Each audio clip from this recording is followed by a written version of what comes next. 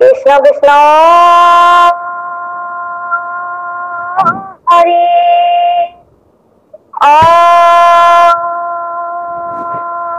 রাম কৃষ্ণ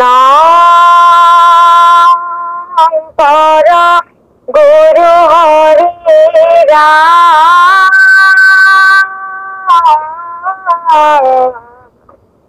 হরে রাম রাম রাম। শ্রীকৃষ্ণায় নমঃ। ও নমো ভগবতে বাসুদেবায়।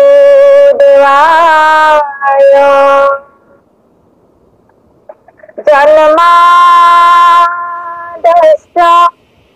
यतो तन्मयदेतो रतो सथिस्सभिघ्नस्वरत तेने ब्रह्म हृदय आदि कये मह्यन्ति यति सूरय तेजो हरिहृदं यथा विनिमयो यत्र ईश्वरगुरुस्मिषा धाम्ना सेन सदा निरस्तकुहकं सत्यं परं धीमहि धर्म पूजित कोटोच्च परमो धीमचरणं सतं वेदं वास्तवमत्र स्वदं तापत्योन्मूलनम् श्रीमद्भागवते महामुनिकृते किंवा पुरुषेश्वर सद्योरित बरुथ तत्र कृतिभिः सुचुचुभिस्तत्सनात् निगम कल्पतरो गलितं फलं सुखमुखादमृतद्रव संयुतं पिबत भगवतं रसमलयं मुहुरहो रसिका भूरि भावुका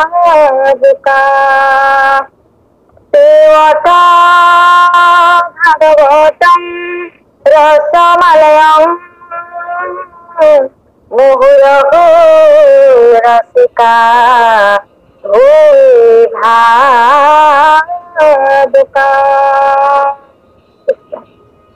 দ্বাদশ স্কন্ধৰ যুগধৰ্ম কথন আমি ব্যাখ্যাকাৰ প্ৰভুজনালৈ সেৱাভাগি জনাই পাঠৰ নিমিত্তে আগবাঢ়িছো। কৃষ্ণ এ ৰাম শুনিয়া সিদ্ধান্ত দেন্ত ব্যাকৰণ নন্দন শুনি উনি প্ৰতি যুগ ধৰ্মৰ লক্ষণ এ ৰাম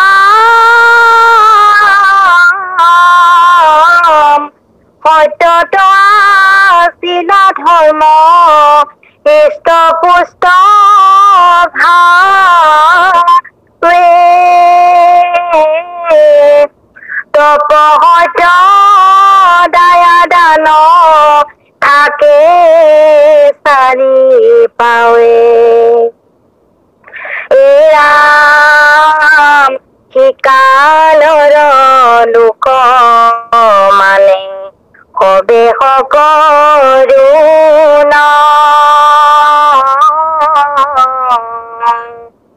শান্তি তুষ্টি ক্ষমা মৈত্ৰী আছৈ সবে গুণ এ ৰাম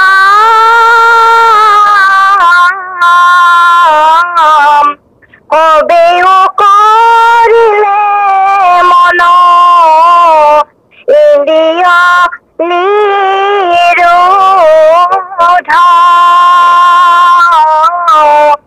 আত্মাত দেখে ৰতি সমস্ত তে অমবুধ এৰাম কবাহাতো আছিল ঈশ্বৰ মহাজ্ঞান হৰি ভকতিত পৰে নজানিলায়ান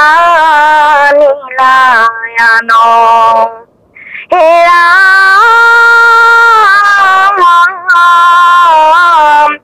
থিৰ বুদ্ধি কৰে হবে হৰিকে ধ্যান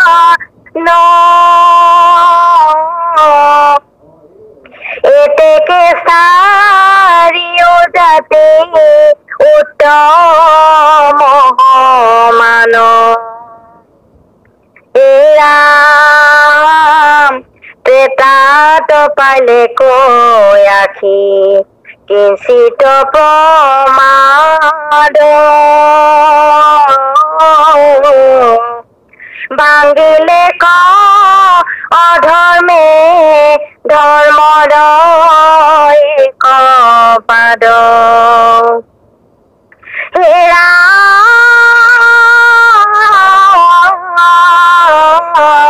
শিকালৰ লোক মানে হবে জ্ঞান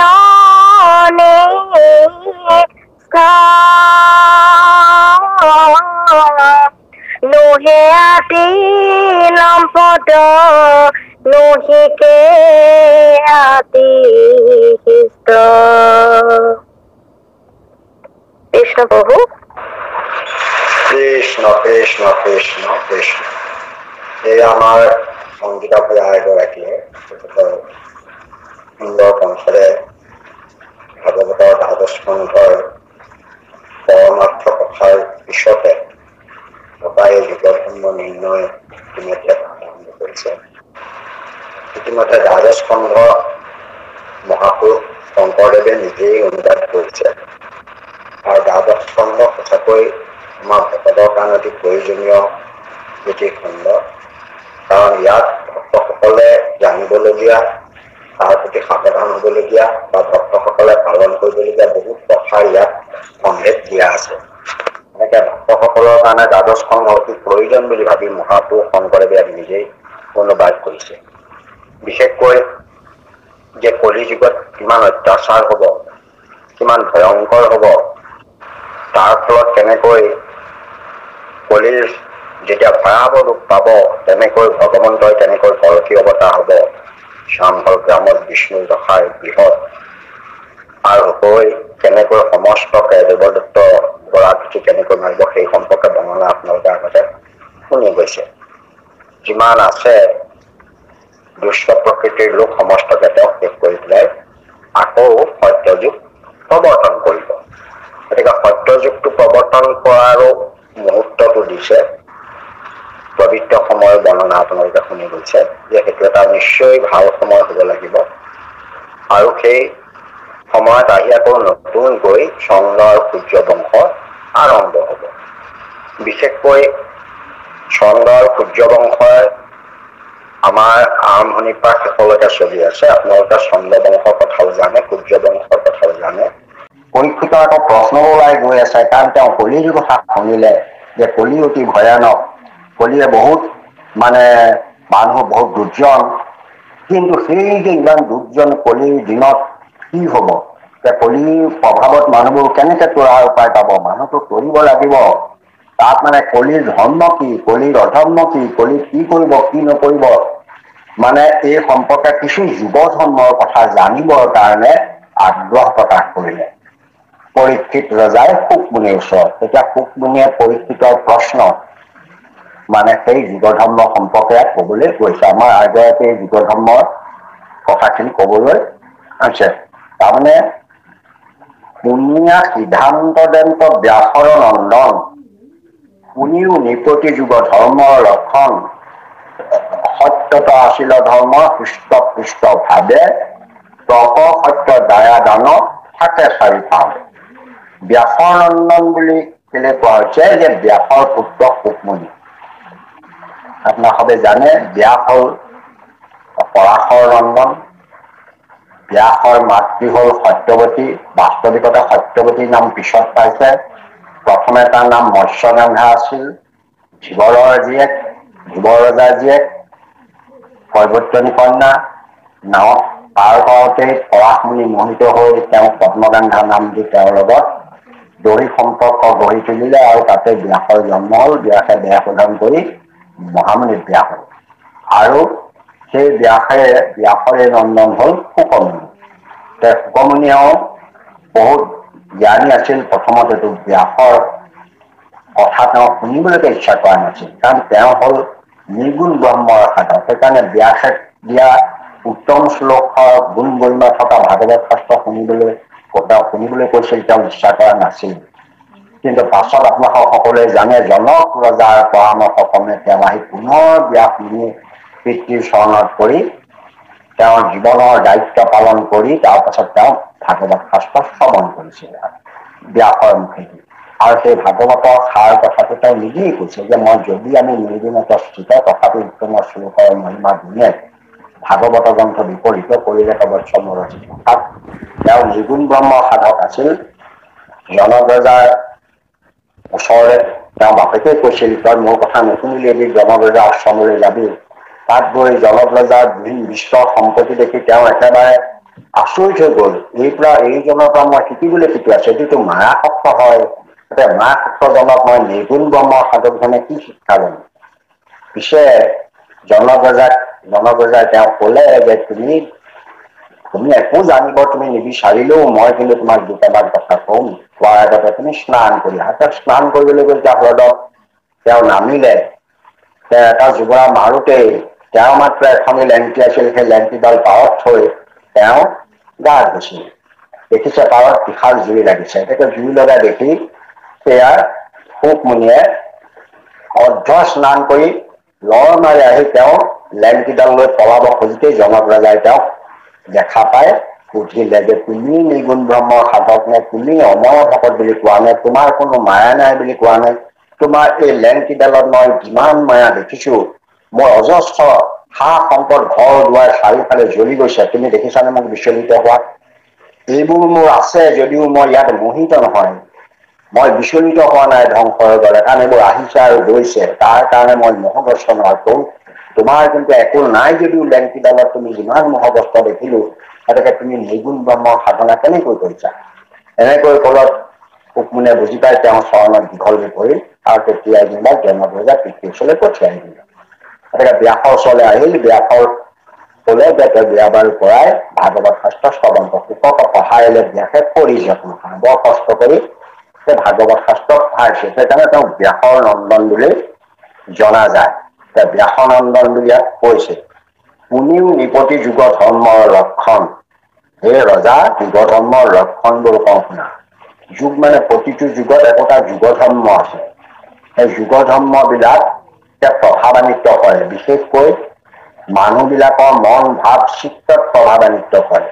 কাৰণ পৰিৱেশ পৰিস্থিতিয়ে মানুহক জীৱনলৈ সলাই দিয়ে। কেনেকৈ কয় আপোনালোকে এটা চাওক যে মহাযুগ বলে শুদ্ধ কৰি আছো কায়া, ব্ৰহ্মময় দেখি কৰিতে পায়া মায়া বুলি কোৱা শিৱৰ ইমান সাধনা মদনকো দহি আছো বুলি গৰ্ব কৰা শিৱই কিন্তু সেই কামিনী ৰূপটি দেখি পাগল হৈ পৰিছিল।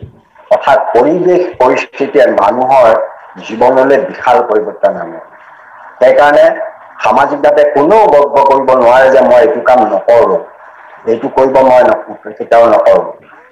কিন্তু ভগৱন্তৰ ভকতসকলক কিন্তু ভগৱন্তে কৃপা কৰে, তেনেকুৱা দৃশ্য তেনেকুৱা পৰিৱেশলৈ যাবলৈ নিদিয়ে, সেইবিলাকৰ পৰা বচাই ৰাখে, কাৰণ হৃদয়ত থাকে। সেইদৰে আমাক নিয়ন্ত্ৰণ কৰি ৰাখে। সেইকাৰণে ভকতি কৰিলে সেইবিলাকৰ পৰা আমাৰ লাভ হয়। কাৰণ আজিকালি চাৰিওফালে পৰিৱেশ পৰিস্থিতি তেনেকুৱা, অলপ পাছতে ইয়াতে কবই, সেইবোৰত মানে আমাক বহু পথভ্ৰষ্ট কৰি পেলাই, আমাৰ লক্ষ্য ভ্ৰষ্ট কৰি পেলাই পৰিৱেশ পৰিস্থিতি। আমি তাতেই থাকিব লাগিব, সেইখন সমাজতেই থাকিব লাগিব, তেনেকুৱা পৰিস্থিতিৰ মাজতে থাকিব লাগিব। তাত কেনেকৈ থাকিব লাগিব তাৰ উপায়ো মাধৱদেৱে দিছে। মাধৱদেৱে এইটোৱেই দিছে যে চৰণৰ নিমিত্ত প্ৰাণৈ জুৰি চৰণৰ থাকিলে যিটো জানে সবে ভূমি সম্মানিত হৈ এতেকে জোতা পিন্ধিলে যেনেকৈ জেং যাবৰে আপোনাক খুচিব নোৱাৰে, ঠিক তেনেকৈ আমি এটা কবচ হৰি নামৰ অভেদ কবচ যদি আমি মানে হৃদয়ত পিন্ধি লওঁ, আমাৰ যদি মনক পিন্ধাই ৰাখিব পাৰোঁ, তেতিয়াহ'লে এইবিলাকে আমাক হেৰি কৰিব নোৱাৰে। সেইকাৰণে ভক্তি মাৰ্গত দৃঢ়ভাৱে থাকিলে এইবিলাকে বাধা দিব নোৱাৰে। সুকমুনিয়ে এয়া যুগ ধৰ্মৰ কথা ক'বলৈ গৈ সত্যত আছিল ধৰ্ম হৃষ্ট পুষ্ট ভাৱে, মানে ধৰ্ম পূৰ্ণাংগ ভাৱে আছিল, ক্ষীণো নাছিল। যেনে ধৰণৰ ধৰ্মবোৰ পালন হ'ব লাগে তেনেধৰণেই হৈছিল। ধৰ্মত কোনো ক্ষতিপূৰণ নাছিল, কোনো বিকাৰ নাছিল। যেতিয়া এজন মানুহৰ শৰীৰটো চকুৰেও দেখে, কাণেৰেও শুনে, মুখেৰেও ভালকৈ কথা ক'ব পাৰে, শৰীৰত কোনো ৰোগ নাথাকে, হৃষ্টপুষ্ট বুলি আমি তেওঁক কওঁ, তেওঁক স্বাস্থ্যৱান বুলি কওঁ। যেতিয়া কিবা এটা কাণে নুশুনা হয়, চকুৰে নেদেখা হয় বা অন্য এটা শৰীৰত বিকাৰ আহি পৰে, তেতিয়া আমি হৃষ্টপুষ্ট বুলি নকওঁ, তেওঁক অলপ ৰোগগ্ৰস্ত বুলি কওঁ। এতেকে ঠিক সত্য যুগত কোনো ক্ষেত্ৰতে ধৰ্মৰ ক্ষেত্ৰত কোনো কেনা নাছিল, সেইকাৰণে তাৰ হৃষ্টপুষ্ট সুস্থ অৱস্থাত থকা বুলি কৈছে। অৰ্থাৎ ধৰ্মৰ ক্ষতি কোনো নাছিল। ধৰ্মৰ যিকেইটা অংগ সেই আটাইকেইটা সেই সময়ত সকলো লোকে পালন কৰি চলিছিল। ধৰ্মৰ অংগকেইটা কি ইয়াত দিছে, সত্য দায়া দান থাকে চাৰি পাৱে। ধৰ্মক এটা বিষৱৰ লগত তুলনা কৰিছে, আপোনালোকে জানেই, আগতে কৰি গৈছে এইখিনি। এটা বিষৱৰ যেনেকৈ চাৰিটা ভৰি থাকে, সেই চাৰিটা খুৰা থাকে, তাতে বিষৱটোৰ ওপৰতে শৰীৰটো থাকে, বগা বিষৱৰ লগত ইয়াক তুলনা কৰিছে। আৰু সেই তাকেই ধৰ্ম বুলি কোৱা হয়। সেই তাৰ চাৰিটা যেনেকৈ খুৰা বা চাৰিটা পাও, পাৱত ধৰ্ম ৰৈ থাকে। সেই চাৰিটা পাও একদম সুস্থ সবল, কোনো ভৰিত কোনো ধৰণৰ বিকাৰ নাই, কোনো বিকাৰ নোহোৱাকে চাৰিটা। কোনকেইটা ইয়াত নাম কেইটা কৈছে যে তপ, সত্য, দায়া, দান, এই চাৰিটা হেনো ধৰ্মৰ ভৰি, ধৰ্মৰ ভৰি বুলি কোৱা হয়। এইকেইটাৰ ওপৰতে ভিৰ কৰি ধৰ্ম চলি থাকে। তাৰ এই ভিতৰত প্ৰতিটোৰ মাজত আকৌ অন্যান্য কথাও সোমাই আছে। মূল নামকেইটা দিছে যে তপ মানে জানে নহয়, আমি মানে মনে যিটো চিন্তা কৰিব পাৰো, ধ্যান কৰিব পাৰো, ঈশ্বৰ চিন্তা কৰিব পাৰো, এতিয়া আজিকালি যুগত আপুনি নোৱাৰে। কেলেই নোৱাৰে? চাৰিওফালে আপোনাক সমস্যাৰ সৃষ্টি কৰিব, আপুনি ব্যাঘাত আহি যাব। আগৰ তেতিয়া সত্য যুগত সেই ব্যাঘাত কোনো ফালৰ পৰা নাছিল, কোনো ধৰণৰ বিসংগতি নাছিল, কোনো ধৰণৰ মানে বিকাৰ নাছিল। সেইকাৰণে তপস্যা বা তপ সুন্দৰভাৱে মনে একচিত্তে কৰিব পাৰিছিল। তপ সাধনা আছিল। সত্য মানে যিটো আমাৰ সত্য হৃদয়ৰ কোনো ফাঁকিবাদ নাছিল, বদমাচি নাছিল, নাছিল। আজিকালি চতে ততে আপুনি অসত্যই পাব, অসত্যই পাব। ৰাতিপুৱা গধূলিকে সদায় যিকোনো প্ৰকাৰে নিজৰ ওপৰত লাভ হয়, দুপইচা বেছি ঘটিব পাৰো, বেয়া বস্তু এটা বজাৰত লৈ গৈ এইটো কেনেকুৱা ভাল নে বৰ ভাল বুলি কৈ দিব। কাৰণ কথা হৈছে কি, সেইদৰে সেই কথাবোৰ কিন্তু সত্য যুগত নাছিল। সত্য যুগত সকলো সত্য যিটো কৈছিল সেইমতেই হৈছিল, যেনেকৈ কৈছিল তেনেকৈ চলিছিল। তাত কোনো ধৰণৰ ইফাল সিফাল কৰি তাৰ পঢ়া নাছিল। অৰ্থাৎ সেইটো সুন্দৰভাৱে সত্যত জড়িত আছিল। দায়া তেনেকৈ আমি ভূত দায় কৰিব লাগে, সকলোৱে দায়া কৰিছিল। দুখীয়াক মানে দয়া কৰা, জীৱ জন্তুৰ প্ৰতি দয়া ভাৱ প্ৰৱৰ্তন কৰা, তেওঁলোকৰ বিপদত ৰক্ষা কৰা। আজিৰ যুগৰ নিচিনাকে ধৰি মেলি আমি খাওঁ, মাৰি পেলাও, খাওঁ, চাৰিটা মাৰি এটা ধৰি আনি খোৱা, এই যে অত্যাচাৰ কথাটো তেতিয়া সত্য যুগত নাছিল। সকলোৰে প্ৰতি দয়া কৰিছিল আৰু সকলোৰে ভাৱ ভাষা কথা বতৰাবোৰ বুজি পাইছিল। আমি এতিয়া কথাবোৰ বুজি নাপাওঁ। এসময়ত জীৱ জন্তুৰ ভাৱ ভাষা মানুহে বুজি পাইছিল। আপোনালোকে বিক্ৰমাদিত্যৰ কাহিনীটো জানিছে যে বিক্ৰমাদিত্য ৰজাই জীৱ জন্তুৰ কথাবোৰ বুজি পাইছিল। তেওঁ শগুন বিলাকে আশীৰ্বাদ দিছিল। তাহানি বিক্ৰমাদিত্য ৰজা যেতিয়া সৈন্যসকলক লগত লৈ তেওঁ গৈ আছিল, তাৰপৰা এখন পথাৰৰ মাজেদি যাওঁতে দেখিলে শগুন এসোপা চাৰিওফালৰ পৰা আহি তেওঁ ঘেৰি ধৰিছে। ঘেৰি ধৰিলে তেতিয়া শগুনবোৰ কেলে কৰিছে, তেওঁ সৈন্যবিলাকে মাৰিবলৈ উদ্যত হৈছিল। তেওঁ বাধা দিলে যে এহঁতৰ কাৰণ আছে নিশ্চয়, কেলেই মোক বেৰি ধৰিব, নিশ্চয় কৰবাত কৰি আছে যিটো হয় এনেকুৱা খাব পৰা নাই। সেইকাৰণে তেওঁ বিচাৰিবলৈ ক'লে দেখিলে হয় পথাৰ এখনত এটা তাজা এটা অলপ আগতে মৰা পৰি আছে আৰু সেইটো মানে এই শগুনবিলাকে খাব পৰা নাই। তেতিয়া বিশ্বামিত্ৰ কি কয় বিক্ৰমাদিত্য ৰজাই চিন্তা কৰিলে যে শগুনেও নোখোৱা ঠাইডোখৰ নিশ্চয় পবিত্ৰ হব। কি কাৰণত এখন ঠাই অপবিত্ৰ হব পাৰে তেওঁ এতিয়া গৱেষণাটো উলিয়াই পেলালে। যি স্থানত কোনোদিনে হৰিভক্তি সাধন হোৱা নাই, যি স্থানত কোনো সাধুৰ প্ৰৱেশ হোৱা নাই, যি স্থানত তিনিটা পুৰুষ ধৰি কোনো ধৰণৰ মানে প্ৰতিসন্ততি জন্ম হোৱা নাই, তেনেকুৱা স্থানবোৰ হেনো অপবিত্ৰ। তেনে স্থানত শগুনে হেনো ফল নাখায়। সেইকাৰণে সেই শগুনি অন্য জেগাত পেলাই দিলে। তাৰপিছত শগুনবিলাকে খাবলৈ লাগিলে। শগুনবিলাকে গৈ তেওঁক আশীৰ্বাদ দিলে যে আপুনি আজিৰ পৰা জীৱ জন্তুৰ কথাবোৰ বুজি পাব, ভাৱ ভাষা বুজি পাব। সেইদিনাখন বা বিক্ৰমাদিত্যই যে জীৱ জন্তুৰ কথাবোৰ বুজি পায়, কিন্তু শগুনবিলাকে ক'লে যে আপুনি এই কথাটো আনক কিন্তু ক'ব নোৱাৰিব, আপুনি যে জীৱ জন্তুৰ কথা বুজি পায়। তেতিয়া তাৰ কাৰণে তেওঁ সেইদিন ধৰি জীৱ জন্তুৰ কথাবোৰ বুজি পাইছিল। এতিয়া আমি যদি জীৱ জন্তুৰ কথা বতৰাবোৰ সঁচাকেই অন্তঃকৰণেৰে বুজি পালোহেঁতেন, তেতিয়াহ'লে আমি তেওঁলোকৰ ওপৰত উপদেশ নকৰিলোহেঁতেন। মাত্ৰ মই এটা উদাহৰণে দিছো যে আমি জীৱ জন্তু বিলাকৰ ভাৱ ভাষা বুজি নোপোৱাতে সেই সময়ত কিন্তু সকলোৱে বুজি পাইছিল। সেইকাৰণে তেওঁলোকক অত্যাচাৰ কৰা নাছিল, অন্যায় কৰা নাছিল। সেইবিলাক তেওঁলোকৰ দায় ভাৱবিলাক আছিল। তেনেকে দানটো আছিল, প্ৰকৃত যিসকলক দিবলগীয়া দানৰ ধৰ্ম সেই সময়ত আছিল। সেইকাৰণে ধৰ্মটো হৃষ্টপুষ্ট আছিল, সকলো অংগ পূৰ্ণাংগ আছিল, সকলো ভৰি পূৰ্ণাংগ হৈ আছিল, কোনো ধৰণৰ বিপদ নোহোৱাকৈ চলি আছিল বুলি কৈছে সত্যযুগত। শিকালৰ লোকে মানে সবে সকলোন শান্তি, তুষ্টি, ক্ষমা, মুক্তি, আচৰি সবে। এই চাৰিটা বিশেষ গুণ প্ৰকৃত সমাজে, প্ৰকৃত শুদ্ধ সমাজে, যিসকল সমাজে মানুহে এই চাৰিটা কথা বিচাৰ কৰি পেলাই এই চাৰিটাত আবদ্ধ থাকে, সেইখন সমাজত কেতিয়াও পুৰস্কাৰ কাজিয়া হব নোৱাৰে। এটা শান্তি, তুষ্টি, ক্ষমা, মৈত্ৰী, যিকেইটা আমাৰ শাস্ত্ৰই কৈছে। আমি শান্তিত থাকিবলৈ বিচাৰিব লাগিব। আমি কেতিয়াবা সৰু বস্তু এটা খাই বহুত চিঞৰ বাখৰ কৰি অশান্তিৰ সৃষ্টি কৰি দিওঁ। গতিকে শান্তিটো আমাৰ আচলতে নিজৰ মনৰ কথা। এইবিলাক মানে মনৰ ধৰ্ম। শান্তি আৰু নিজেই তুষ্টি, সন্তুষ্টি, আপুনি যি পাইছে তাতে সন্তুষ্টি লাভ কৰাটো এটা ডাঙৰ দৰকাৰী কথা।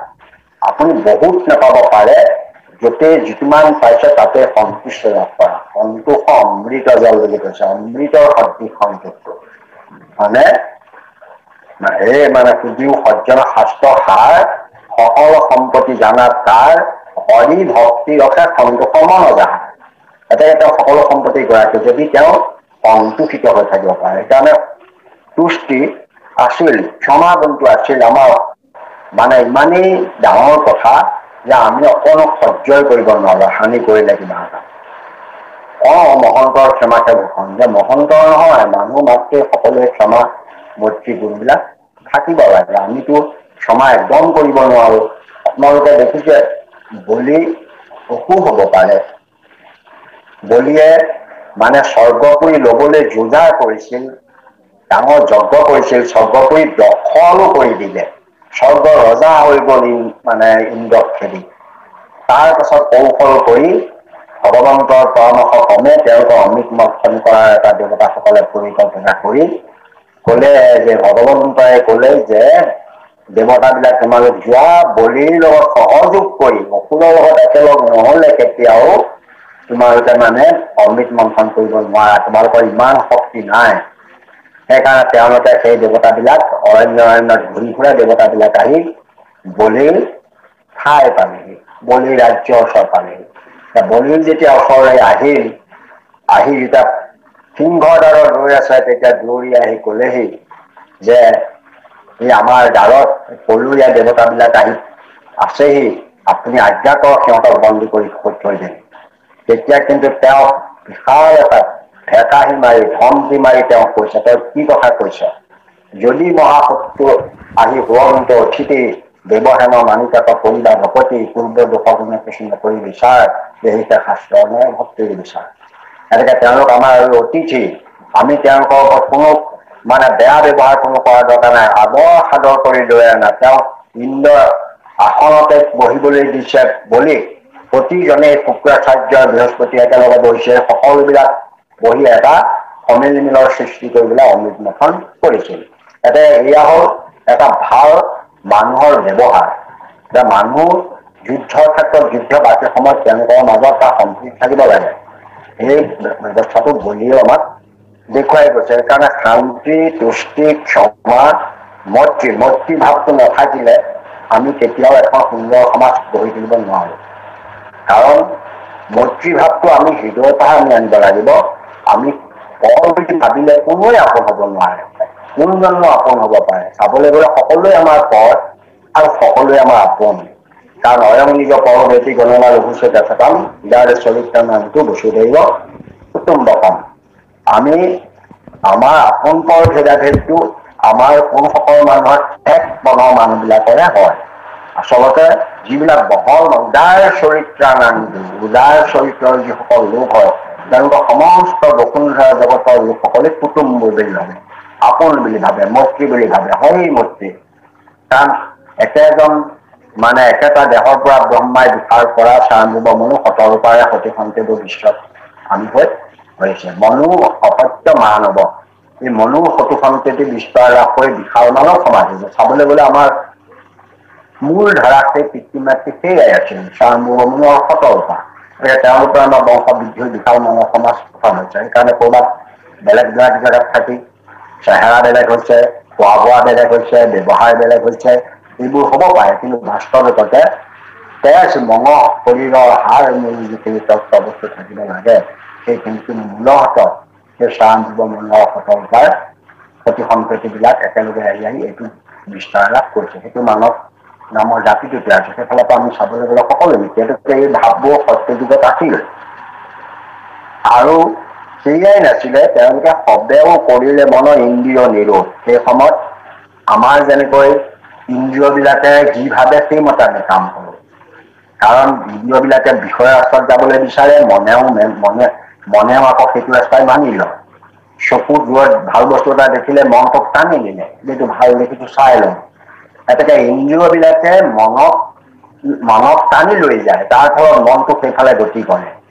যে ইন্দ্ৰিয়াণি হায়ানিও, ইন্দ্ৰিয়বিলাক ধৰা সদৃশ, দেহটো এখন ৰথ, আত্মানাং ৰথিনং বৃদ্ধি, বুদ্ধিংটো সাৰথেং বৃদ্ধি, মনঃ প্ৰগমেশ, মন লাগামৰ দৰে। এতেকে এই শৰীৰটোত আপোনাৰ লগাম মন যিমানেই ধৰাৰ কামবিলাক ঢিলা কৰি দিব, সিমানেহে বিষয় ৰাস্তাত যাবলৈ আৰম্ভ কৰি দিব। সেইকাৰণে আমি আমি নিৰোধ কৰিব নোৱাৰো। নিৰোধ কৰিবলৈ হ'লে বুদ্ধি সতস্ত হ'ব লাগিব। তাৰ বুদ্ধিটো সাৰথেং বৃদ্ধি, বুদ্ধি যদি ক্ষীণ হয়, বুদ্ধি যদি দুৰ্বল হয়, তেতিয়াহ'লে ইন্দ্ৰিয়ৰ ৰেকামবিলাক টানি ধৰিব নোৱাৰিব। গতিকে বুদ্ধি সতস্ত হ'লেহে সেইখিনি নিয়ন্ত্ৰিত হ'ব, নিৰোধ হ'ব। নিৰোধ হ'ব তেওঁলোকৰ বিষয় ৰাস্তাত যোৱাৰ হেঁপাহটো নাইকিয়া হৈ যাব, তেওঁলোকৰ গতি স্থিমিত হৈ যাব। সেইকাৰণে সেই সময়ত সেই ভাৱটো আছিল নিৰোধটো। তাৰপিছত তেওঁলোকে সেই বাহ্যিক বিষয় ৰাস্তাত নগৈ ইন্দ্ৰিয়বিলাক কলৈ গতি কৰিছিলে? অন্তৰ গতি কৰিছিল। অন্তৰ গতি আত্মাপেশে ৰতি সমস্ততে সমভাৱ। তেওঁলোকৰ ভিতৰলৈ গতি কৰিছিল, আত্মাৰ ফালে গতি কৰিছিল, ভিতৰৰ ফালে গতি কৰিছিল। আমাৰ গতি দুটা, এটা বাহ্যিক গতি, এটা আধ্যাত্মিক গতি। অৰ্থাৎ আত্মাৰ দিশলৈ গতি কৰাটোক আত্মিক গতি বা আধ্যাত্মিক গতি বুলি কোৱা হয়, আৰু বাহিৰলৈ যোৱাটোকে বৈষয়িক গতি বুলি কোৱা হয়। গতিকে আমি সেই সময়ত কিন্তু সকলোৱে আত্মাৰ দিশলৈ গতি কৰিছিল। এতিয়া আমাৰ এটা আমি সৰু এটা কাহিনী পাইছিলো। এটা নামঘৰ ভকতসকলে নাম প্ৰসংগ আদি কৰি আছে, এজন সাধুৱে 2-4টা কথা কৈ আছে। তেনেকুৱা এটা প্ৰকাণ্ড ভূমিকম্প আহিল। ভূমিকম্পই গোটেই নামঘৰটো জোকাৰিবলৈ লাগিল। সকলো মানুহ নামঘৰৰ পৰা ওলাই বাহিৰলৈ দৌৰ মাৰিলে। সাধুজন কিন্তু চকুকেইটা মুদি ঈশ্বৰ চিন্তা কৰি বহি থাকিল। বহু দেৰিৰ পাছত যেতিয়া ভূমিকম্প নাইকিয়া হ'ল, মানুহখিনি আকৌ ঘূৰি আহিছে। চব মানুহ ওলাই গ'ল। তেওঁ প্ৰশ্ন কৰিছে যে ভূমিকম্প আহোঁতে আপোনাৰ ভয় লগা নাই নে? তেওঁ কৈছে মোৰো ভয় লাগিছে। পিছে আপুনি যে বাহিৰলৈ ওলাই নগ'ল? মই বাহিৰলৈ ওলাই যোৱা নাই, ময়ো গতি কৰিছো। তোমালোক গৈছা বাহিৰলৈ লৰমাৰিছা ৰক্ষা পাওঁ বুলি, মই ৰক্ষা পাওঁ বুলি লৰ মাৰিছো মোৰ অভ্যন্তৰলৈ, আত্মাৰ ওচৰলৈ। আত্মাৰ ওচৰত গৈ পেলাই মই ৰক্ষা পাম বুলি আত্মাৰ ওচৰত লক্ষ্য কৰিছো। মই জানো বাহিৰলৈ গলেও মোৰ গাত কিবা কৰিব পাৰে, কিন্তু ভিতৰলৈ গলে মোক তেনেকুৱা নহয়। গতিকে সেইটো গতি তেওঁ আভ্যন্তৰলৈ গতি, কোনোবাই বাহিৰলৈ গতি কৰিছে। সেইকাৰণে প্ৰকৃত ভক্তসকলে আত্মালৈ গতি কৰে। সেই সময়ত তেনেকুৱা আত্মনিৰোধন অৰ্থাৎ আত্মাৰ ফালে গতি কৰা অৱস্থাটো সত্যযুগত আছিল বুলি কৈছে। আত্মা তেখেত গতি সমস্ততে সমস্ততে সমান বোধ কৰিছিল। আমাৰ যিটো মহাপুৰুষ শংকৰদেৱে কৈছে যে মই সাধু ইটো চোৰ হেন লজ্জাই। সাধুজনক আমি সেৱা কৰো, সন্মান কৰো, গামোচা পিন্ধো, চৌৰটোক কিন্তু ঠেলা মাৰি আঁতৰাই দিওঁ। এইটো আমাৰ মাজত ভেদাভেদ আছে, কিন্তু সেই সময়ত তেতিয়া তেনেকুৱা ভেদাভেদটো নাছিল। সমস্ততে সমদৰ্শনটো হৈছিল, সমদৰ্শন ব্যৱস্থাটো চলিছিল। সবাহাতো আছিলে ঈশ্বৰৰ মহাজ্ঞান, হৰি ভকতিত পৰে নাজানিলা আন। সবাহাতো আছিলে ঈশ্বৰৰ মহাজ্ঞান, অকল ঈশ্বৰৰ জ্ঞানটোক মহাজ্ঞান জ্ঞান বোলে। সমস্ত লোকৰে হৃদয়ত মহাজ্ঞান অৰ্থাৎ ঈশ্বৰৰ বিশ্বাসটো, ঈশ্বৰক জনাটো, ঈশ্বৰৰ বোধটো, ঈশ্বৰক আত্মনিবেদন কৰা, এই মহা জ্ঞান বিলাক সেই সময়ত সকলো লোকৰে প্ৰকাশ পাইছিল। এই মহাজ্ঞান আছিল, ঈশ্বৰৰ জ্ঞানটোক মহাজ্ঞান বোলে। সেই জ্ঞান সকলোৰে আছিল, আৰু সেই ঈশ্বৰক জনাৰ কাৰণে হৰি ভকতিৰ বাহিৰে তেওঁলোকে অন্য কাম কৰা নাছিল। সত্যযুগত হৰি ভকতিহে কৰিছিল। হৰি ভকতি সাধনটোৱে সত্যযুগৰ লোকসকলৰ পৰম ধৰ্ম আছিল। আৰু স্থিৰ বুদ্ধি কৰি সবে হৰি কেছে ধ্যান, এতেকে চাৰিও জাতি উত্তম সমান। তাৰমানে স্থিৰ বুদ্ধি কৰি হৰিক ধ্যান কৰিছিল। মহাপুৰুষ শংকৰদেৱে ধ্যান বৰ্ণত লিখিছে, স্থিৰ বুদ্ধি কৰি ভকত জনে প্ৰত্যেক অংক চিন্তি নাম। তাত দুটা তত্ত্ব আৰম্ভতে দেখিছে, এক মনে শুনা হৰিৰ ধ্যান, বৈকুণ্ঠ নামে আছে মহাথান। সেইটো শুনিবলৈ কলে বৈকুণ্ঠ থানখনৰ কথা। তাৰপিছত যেতিয়া আপুনি ধ্যান কৰিব, উপধ্যান কৰিব, তেতিয়া কিন্তু কলে স্থিৰ বুদ্ধি কৰি, তেতিয়া মনটো অহা নাই, বুদ্ধিলে আহিল। স্থিৰ বুদ্ধি কৰি ভকত জনে প্ৰত্যেক অংক চিন্তি মানে। গতিকে সেই সময়ত সকলো লোকে স্থিৰ বুদ্ধি কৰি, বুদ্ধিটো ধ্বংস হোৱা, বুদ্ধি যদি ক্ষীণ হয়, বুদ্ধি যদি চঞ্চল হয়, অস্থিৰ হয়, তেতিয়াহলে আপুনি সৎভাৱে কিবা এটা বস্তু কেতিয়াও ধ্যান কৰিব নোৱাৰে, কাৰণ মন আঁতৰি গুচি যাব। বুদ্ধিহে মনক নিয়ন্ত্ৰণ কৰে, কাৰণ বুদ্ধিয়ে মনটোক নিয়ন্ত্ৰণ কৰি ৰাখিব পাৰিব যদিহে বুদ্ধিটো সত্য হয়। সত্য বুদ্ধি নহলে নহব। আমাক কৈছে ৰজতম বৃত্তি কেৱল আকৰি ভাৱ, শুদ্ধ সত্য বৃত্তি দেৱৰ সম্পত্তি লয়া ভজা হয়। সেই গজেন্দ্ৰৰো যেতিয়া তেওঁ বিষয় বাসনাৰ লগত পৰিয়ালৰ লগত মন প্ৰাণ সোমাই একেবাৰে বুজি কব নোৱাৰা আছিল, তেতিয়া তেওঁৰ বুদ্ধিটো চঞ্চল আছিল। কিন্তু যেতিয়া সংকট বেলা আহি গল, সংকট বেলাত তাৰ সত বুদ্ধি ভৰিল। কি ভৰিল বুলি শুনিবা কৰিলে। তেতিয়া বুদ্ধি সত্য হলেই সৎ চিন্তা কৰিব পাৰিব, কোনোফালে মনে আপোনাক চঞ্চলতাৰ ফালে লৈ যাব নোৱাৰে। সেই সময়ত সকলোৰে স্থিৰ বুদ্ধি কৰি হৰিক একান্ত মানে ধ্যান কৰিছিল। ধ্যান মানে অন্য ধ্যান নহয়, ভগৱন্তকে ধ্যান কৰা, ভগৱন্তৰ চৰণৰ পৰা মস্তকলৈকে ধ্যান কৰি কৰি কৰি কৰি মস্তকলৈকে গৈ আকৌ মস্তকৰ পৰা তেওঁ চৰণলৈ ঘূৰাই আনি তাতেই মন প্ৰাণ মজি থকাটোকে ধ্যান বুলি কৈছিল। সেইকাৰণে ধ্যানৰ অংগ যেনেকে অষ্ট অংগ আছে, যম, নিয়ম, আসন, প্ৰাণায়াম, প্ৰত্যাহাৰ, ধ্যান। ধ্যান কৰাৰ পাছত আকৌ ধাৰণ কৰি থাকিব লাগিব নহয়। এতেকে মস্তকৰ পৰা পাদলৈ, পাদৰ পৰা আকৌ মস্তকলৈ, এইটোকে ধাৰণ বুলি কয়। ধাৰণা যুগ। গতিকে ধাৰণা যুগটো বৰ দৰকাৰ। আপোনাৰ সুকমুনিয়ে পৰীক্ষিতক ভাগৱত কবলৈ যোৱাৰ আগতে ধাৰণা যুগটো কৈ ললে, এহি বুলি কৈলা ধাৰণা যুগ মুনি, যাক পঢ়ি আছে হয় ব্ৰহ্মাত। অৰ্থাৎ ধাৰণা যুগটো হল আপোনাক কিবা এটা কথা কব, কথাটো ৰাখিব পাৰিব লাগিব আপুনি, নহলে অপাত্ৰত কথা কলে সেই কথাখিনি নষ্ট হৈ গুচি যাব। সেইকাৰণে শিষ্য পৰশী তত্ত্ব কবা, পাত্ৰ পৰশী লব নথবা। সেইকাৰণে কথা কওঁতে ধাৰতত্বটো জানিব লাগিব যে ই ৰাখিব পাৰে নে নোৱাৰে। গতিকে সেই ধাৰণা যোগেহে সেইটো আপুনি কৰিব পাৰিব। একেবাৰে আপুনি তাতে মন প্ৰাণতেহে মন থাকিব, সেইখিনি তেওঁলোকে কৰিব পাৰিছিলে ধ্যান। সেইটো যুগ মানে সেই পৰিৱেশটো সুবিধাজনক আছিল, ধ্যান কৰিব পৰা পৰিৱেশ আছিল, কোনো আপোনাৰ ধ্যানত বিঘিনি নজনাইছিল, কোনো জীৱ জন্তু অন্য আহি কোনো গণ্ডগোলৰ সৃষ্টি নকৰিছিল। পৰিৱেশ পৰিস্থিতি ভাল আছিল কাৰণে তেওঁলোকে সুন্দৰভাৱে ধ্যান কৰিব পাৰিছিল। আৰু সেই সময়ত জাতি ভেদেই নাছিল, ব্ৰাহ্মণ খেতিয়ক বৈশ্য শূদ্ৰ চাৰি জাতিয়ে ধ্যান কৰিছিল। অকল ব্ৰাহ্মণকেইটাহে ধ্যান কৰিছিল, শূদ্ৰবিলাকে কৰা নাছিল। চাৰি জাতি সমান, তেওঁলোকক সমানেই ঈশ্বৰ ধ্যান কৰিব পাৰিছিল। তেওঁলোকৰ মাজত কোনো ভেদাভেদ নাছিল, কোনো জাতি ভেদ নাছিল। তোমালোকে ধ্যান কৰিব নোৱাৰা, তোমালোক শূদ্ৰ, তোমালোক আমুক জাত, এইটো বুলি তেতিয়া ভেদাভেদ নাই। সকলোকে সমদৰ্শন কৰিছিল। মানে ব্ৰাহ্মণেও তেওঁলোকক বেয়া দৃষ্টি নাচাইছিল, তেওঁলোকেও এওঁলোকক বেয়া দৃষ্টি নাচাইছিল, সকলোকে সমদৰ্শন কৰিছিল।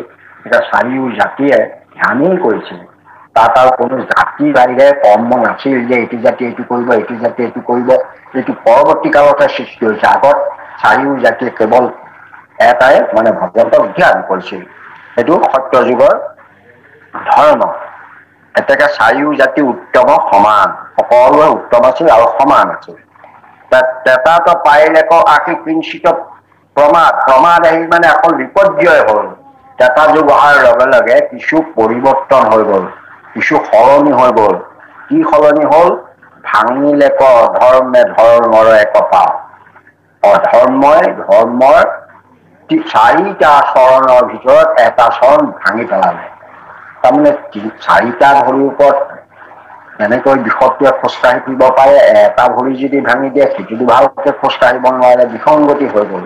কাৰণ দুপিয়াই যাব লাগিব, ভাল ধৰণে যাব নোৱাৰে। এতেকে তেতা যুগত সেইটো এটা সমস্যা হ'ল। ভাঙিলে অধৰ্মে ধৰ্মৰ এক পাক। তাৰ সেইটোতে কি ঘটনা ঘটিলে যে শিকালৰ লোকৰ মানে সবে জ্ঞান নিষ্ঠ, নোহে আতি লম্পট নুহিকৈ এটি খ্ৰীষ্ট। তাৰমানে তেওঁলোকৰ বেছিকৈ লম্পট, মানে আমাৰ যিটো লম্পট বুলি কয় আটাইতকৈ বেয়া, আৰু খ্ৰীষ্ট মানে সাধু, অৰ্থাৎ বদমাছ আৰু সাধু। এটাতকৈ বেয়াও নহয়, এটাতকৈ ভালো নহয়, তেনেকুৱা এটা অৱস্থা। তাৰমানে তেওঁলোক একেবাৰে মহাসাধুও নহয়, মহালম্পটো নহয়। কিছু কিছু লম্পট স্বভাৱ আছে আৰু কিছু কিছু শান্ত শিষ্যৰ স্বভাৱ আছে।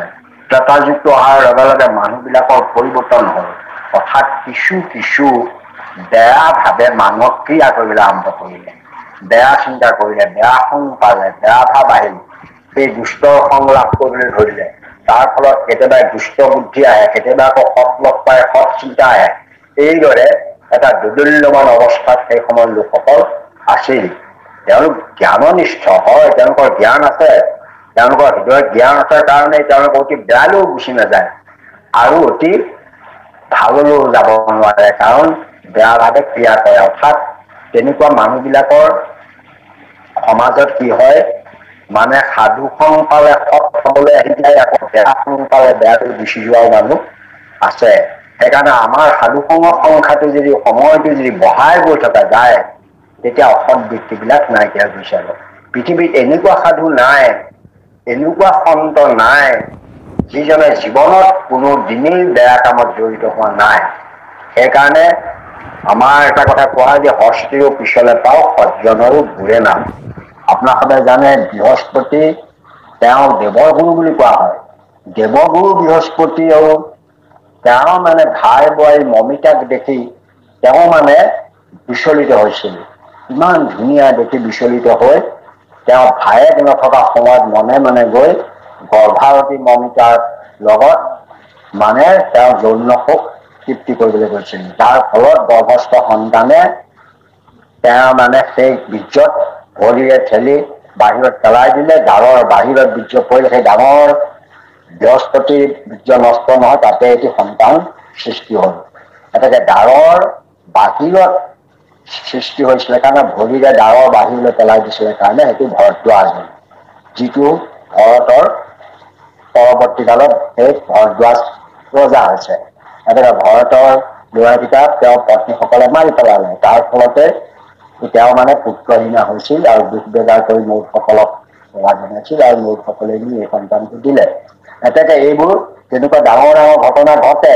কেতিয়াবা দুষ্ট মানুহ, আঙুলি মাৰৰ নিচিনা ভয়ংকৰ বেয়া মানুহ বৌদ্ধদেৱৰ সংগ পাই ভাললৈ গুচি আহিছে, আৰু কেতিয়াবা ভাল মানুহ দুষ্ট সংগত বেয়ালৈ গুচি যায়। সেইকাৰণে কোন ভাল কোন বেয়া ঠিক নাই, এইটো সংগৰ ৰূপত হয়, পৰিৱেশৰ ৰূপত মানুহ ভাল হয় আৰু বেয়া হয়।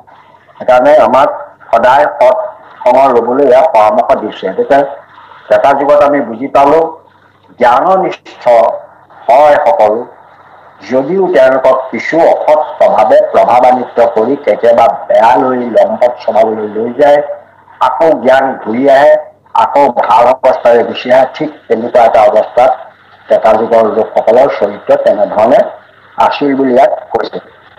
কৃষ্ণ যাওকচোন পৰৱৰ্তী কৃষ্ণ। হয় কৃষ্ণ।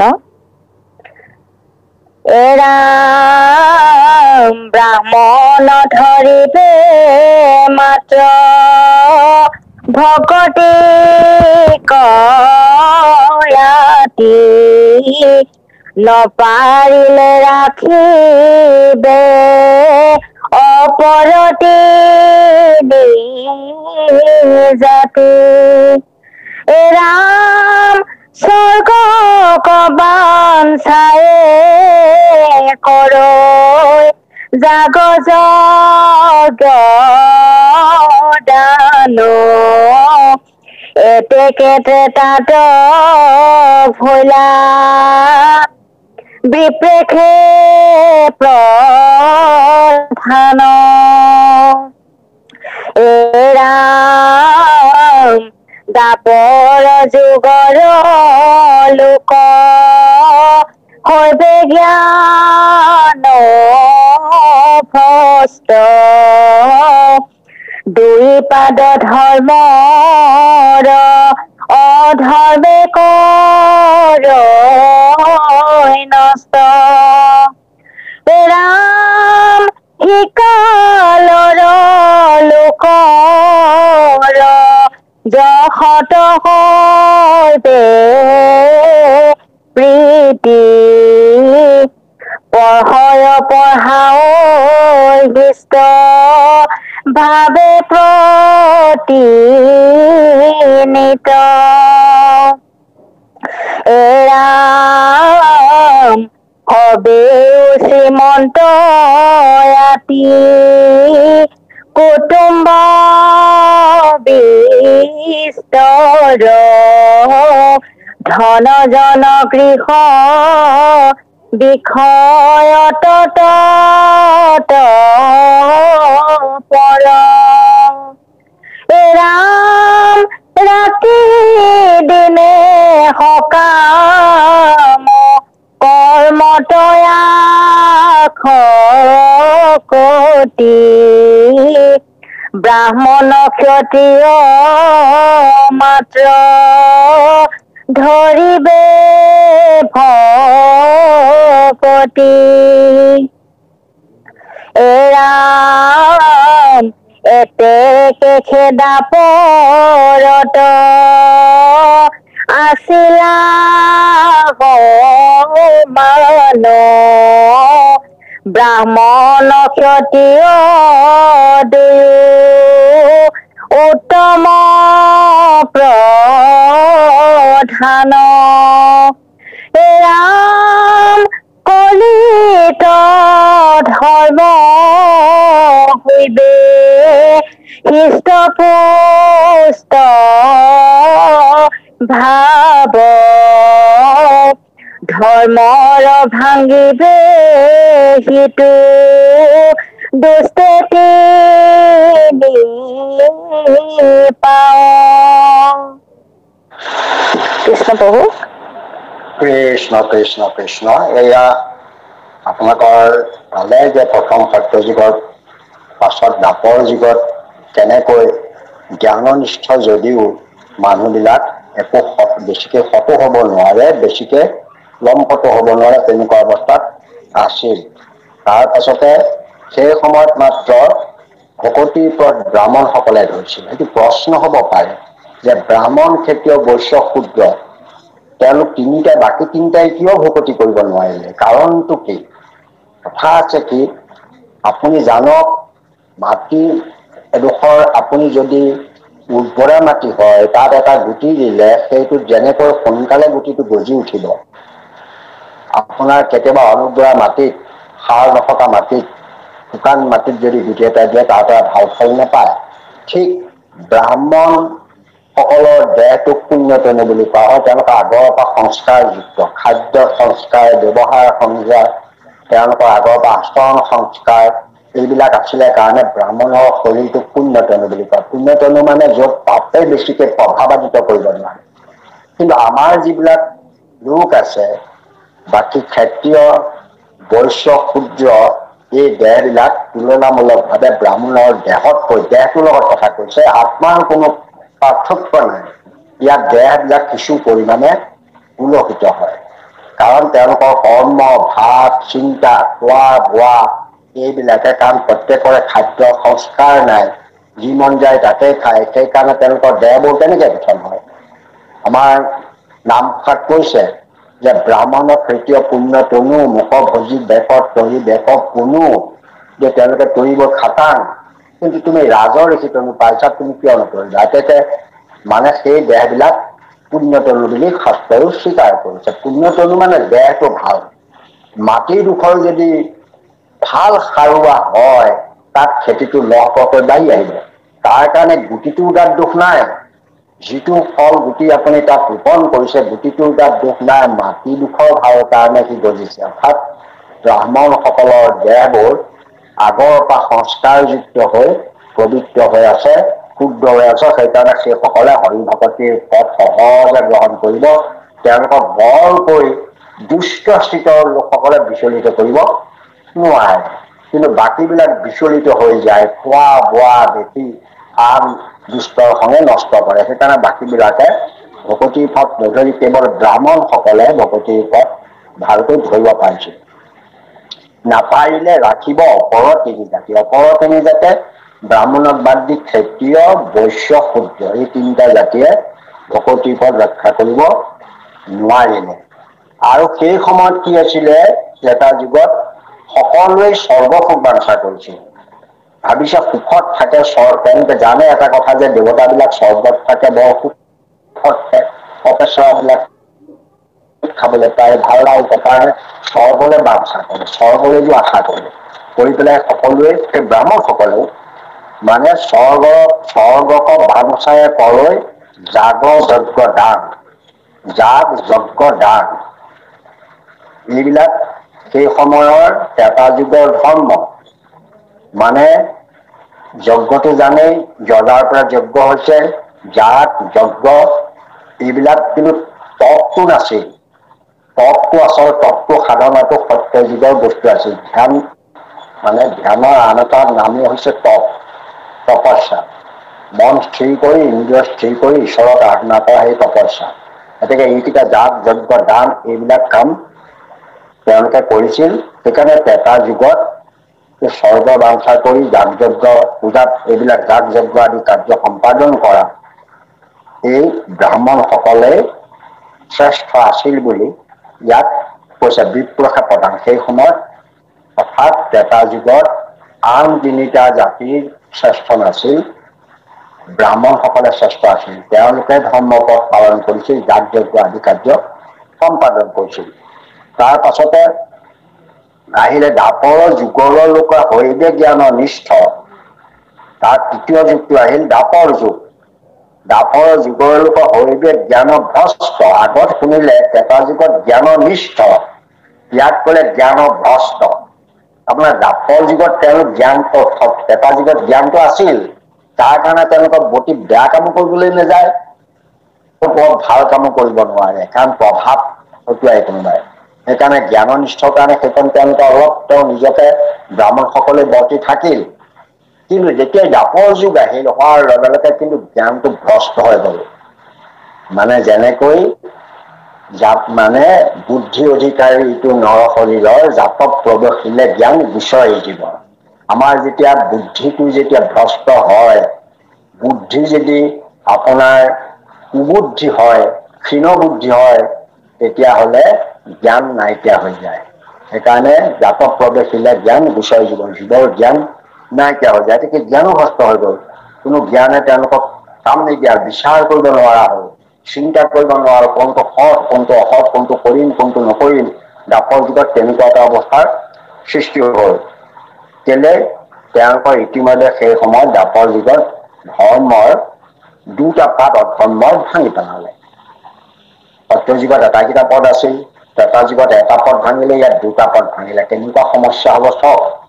এটা গৰুৰ যদি দুটা পদহে থাকে, সেই গৰুটো বাৰু কেনেকৈ চলিব? ঠিক ধৰ্মৰ দুটা বাধা আছে। সেই সময়ত মানে তেনেকুৱা অৱস্থাৰ সৃষ্টি হৈছে। ধৰ্মৰ কি অৱস্থা, কেনেকৈ ধৰ্ম সুষম ভাৱে বোলে কৰিব নোৱাৰে, তাৰ কাৰণ সেইটোৱেই যে তাৰ দুটা পদ ইতিমধ্যে অধৰ্মই ভাঙিব, অধৰ্মই পদ দুটা ভাঙি দিব। শীতালৰ লোকত যশত হৈবে প্ৰীতি, পহয় পহাৰে সুস্থ ভাৱে প্ৰতিনীতি। তাৰমানে কি হয়, যশত প্ৰীতি। এতিয়া আমাৰ এতিয়া যশত প্ৰীতি আমি প্ৰায়বিলাকে কৰো। আপোনালোকে আজিকালি আমাৰ এনেকুৱাই হ'ল এইটো যুগত, কোনোবা এজনে বিবাহ এখন পৰিচালনা কৰিছে, কোনোবাই নাম এষাৰ গাইছে, কোনোবাই লোকে দিছে বেলেগ কথা, কিন্তু নিজেই পোষ্ট এটা দি দিয়াটো যশত প্ৰীতি নহয় জানো? যে মই এখনি বিবাহ আমুক আমুকৰ এতিয়া কৰা আহিলো, বৰ ভাল পালো। মই নাম এষাৰ আজি পৰিচালনা কৰিলো, বৰ ভাল পালো। বা মই আজি এটা ভাষণ এনেকে দিব নাপালো, এইটো ভাল কৰিলো। এতেকে সেইটো যশত প্ৰীতি, অৰ্থাৎ নিজৰ যশ আমি বিস্তাৰ হোৱাটো বিচাৰো। মানুহে জানক যে মই এইখিনি কাম কৰিব পাৰো। এতেকে সেইটো যশত প্ৰীতিত মানে জানিলেই সেইটো দাপৰ যুগৰ প্ৰভাৱটো আমাৰ মানুহ বিলাকৰ আছেই। দাপৰ যুগত সকলোৱে নিজৰ নিজৰ যশ, আগৰ যুগত কিবা এটা কৰি পেলাই সেই যশ বোৱা নিয়ম এটা আছিল। যশত প্ৰীতি মানে ঈশ্বৰৰ যশ গোৱাটো কিন্তু ভকতি, কিন্তু নিজৰ যশ প্ৰচাৰ কৰাটো কিন্তু সেইটো ভকতি নহয়। সেইটো এক প্ৰকাৰ আত্মহত্যাৰ নিচিনা, নিজৰ আত্মশ্লঘাটো আত্মহত্যা সাদৃশ্য। গতিকে যশত প্ৰীতি হবলৈ ধৰিলে। শীকালৰ লোকৰ যশত হৈবে প্ৰীতি, পহয় পহাৰে হৃষ্ট ভাৱে প্ৰতিনীতি। তাৰ কাৰণে তেওঁলোকে পঢ়ে, পঢ়ায়, আনকো জ্ঞান দি তেওঁলোকৰ যশ বিস্তাৰৰ কাৰণে চেষ্টা কৰে। এইবোৰ হৈছে দাপৰ যুগৰ এটা নিয়ম। দাপৰ যুগত আমি সকলোবিলাক দেখিব যে যশৰ প্ৰতি তেওঁলোক বেছি লাভায়িত। তাৰ পাছত কিন্তু সদেও শ্ৰীমন্ত আদি কুটুম্ব বিস্তৰ। দাপৰ যুগৰ আন এটা কথা কি, সমস্ত দেখিবলৈ সুন্দৰ চেহেৰাৰ, ভাল চেহেৰাৰ হয়, দেখিবলৈ ধুনীয়া, আৰু কুটুম্ব বিস্তৰ, আপোন বহুত বেছি, বহুত নিজৰ সমনীয়া লোক বিস্তৰ হয়। এইটো মানে দাপৰ যুগৰ এটা ধৰ্ম। আৰু ধন জন গৃহ বিষয় এত পৰে। এই যুগত লোকসকলে ধনৰ প্ৰতি লালায়িত, কাৰ কিমান ধন, কাৰ কিমান পুত্ৰ। যেনেকৈ আগৰ সৰু বয়সে 100 পুত্ৰ বুলি পেলাই গৌৰৱ কৰিছিল যে আমাৰ 100 পুত্ৰ। কোনোবাই নিজৰ বিশাল শক্তি সামৰ্থক লৈ গৌৰৱ কৰে, কোনোবাই ধন টকা পইচা লৈ গৌৰৱ কৰে। এইবিলাক ধন জন এইবিলাক লৈ গৃহ বিষয়ত বেছি তৎপৰ আছিল, বা সেইবিলাকক লৈ যশ পিন্ধি যায় ফুৰিছিল যে ইমানখিনি তেওঁৰ শক্তি আছে আগৰ যুগত, সেই দাপৰ যুগত। গতিকে দাপৰ যুগৰ লোকসকল ধন জন গৃহ শৰীৰ শক্তি সামৰ্থ্য এইবিলাকক লৈ বেছি তৎপৰ আছিল, বা সেইবিলাক প্ৰকাশ কৰিবৰ কাৰণে বেছি চেষ্টা কৰিছিল। আৰু ৰাতি দিনে সকাম কৰ্মত আশপতি, ব্ৰাহ্মণ ক্ষত্ৰিয় মাত্ৰ ধৰিলে ভকতি। ৰাতি দিনে সকাম কৰ্ম মানে কামনাযুক্ত। কাৰণ ধন জন যাক লাগে বুলি ভাবে, যশ যাক লাগে বুলি ভাবে, যাক পদ লাগে বুলি ভাবে, যাক সন্মান লাগে বুলি ভাবে, সেইবিলাক মানুহে সকাম কৰ্ম কৰিবই। কাৰণ ৰাজনৈতিক নেতা এজনে তেওঁ নমিনেশ্যনখন দিবলৈ যোৱাৰ কাৰণে জিকিব লাগিব, সেইকাৰণে গৈ কোনোবা মন্দিৰত গৈ পেলাই একদম দীঘল দীঘল সেৱা কৰে। কাৰণ সকাম কৰ্ম, তেওঁ কামনা আছে, তাত তেওঁ কোনো নিষ্কাম ভাৱে সেয়া সেৱা কৰা হয় নাই। কাৰণ তেওঁলোকৰ ধন জন যশ এইবিলাকৰ প্ৰতি লালায়িত যিবিলাক মানুহ হয়, তেওঁলোকে সকাম কৰ্মৰ প্ৰতি বেছি আগ্ৰহী হ'ব, সকাম কৰ্মবিলাক বেছিকে কৰিব। কাৰণ কামনা থাকে সেইবিলাক সকাম কামনা বুলি কয়। আৰু তেতিয়া সেইকাৰণে দুবিধ লোকেহে ব্ৰাহ্মণ আৰু ক্ষত্ৰিয়সকলে ভকতিৰ ওপৰত ধৰিছিলে। বাকী বিলাকে দুবিধে নাই ধৰা, বৈশ্য আৰু শূদ্ৰই ভকতিৰ ওপৰত ধৰা নাই বুলি কৈছে। অকল ব্ৰাহ্মণ ক্ষত্ৰিয় ভকতিৰ ওপৰতো ধৰিছিলে। এই ব্ৰাহ্মণ আৰু ক্ষত্ৰিয় অলপ উন্নত, তেওঁলোকে ভকতিৰ ওপৰত ধৰিব পাৰিছিলে। কলিত অধৰ্ম হৈব হৃষ্টপুষ্ট ভাৱ, ধৰ্মৰ ভাঙিবে সিটো দুষ্টে তিনি পাপ। এতিয়া কলিত আকৌ ধৰ্ম বৃদ্ধিটো বাদ দিয়ে, অধৰ্ম বাঢ়ি গ'ল। কাৰণ যেতিয়া ধৰ্মৰ 4টা পাত আছিল তেতিয়া ধৰ্ম হৃষ্টপুষ্ট, এটা পাত ভঙাৰ পাছতো ধৰ্ম কিছু দুৰ্বল, 2টা পাত ভঙাৰ পাছতো তেনে তেনে তেওঁ কিবা এটা কৰিছিল। কিন্তু যেতিয়া 3টা পদ যদি ভাঙি দিলে তেতিয়া অধৰ্মৰ প্ৰভাৱটো বাঢ়ি গ'ল, ধৰ্মটো নাইকিয়া গ'ল। সি খোজ কাঢ়িবতো নোৱাৰে, কোনো লৰচৰ কৰিব নোৱাৰে, কোনো প্ৰভাৱান্বিত কৰিব নোৱাৰে। এটা ঠেঙৰ ওপৰত কলৈ যাব, এঠাইত পৰি থাকিব লাগিব। তেতিয়াহ'লে তেওঁৰ ধৰ্মৰ কামেই নাই, হৃষ্টপুষ্টটো নায়েই। একেবাৰে তেওঁ 3টা পাও নাইকিয়া হোৱাৰ পাছত ধৰ্মৰ কোনো প্ৰভাৱ নাইকিয়া হৈ গ'ল। তেতিয়া প্ৰভাৱ বাঢ়িল তাৰ অধৰ্মৰ।